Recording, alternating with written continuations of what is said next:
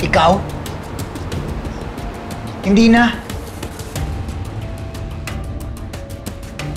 Baka lalo lang tayong mapasama eh.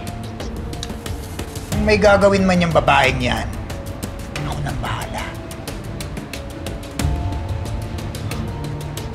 Dad, wala ka na ba talagang pilip sa akin? Oo, wala. Eh, halata namang sumisip-sip ka lang sa akin. Ano ka ba?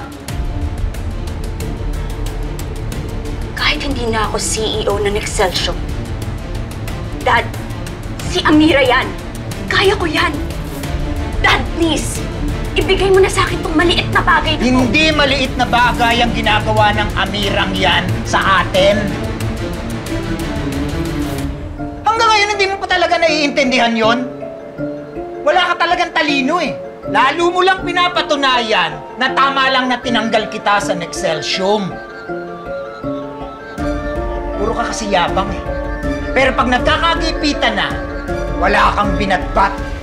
Dad! Hindi pa ako tapos! Kaya talaga ng utak mo.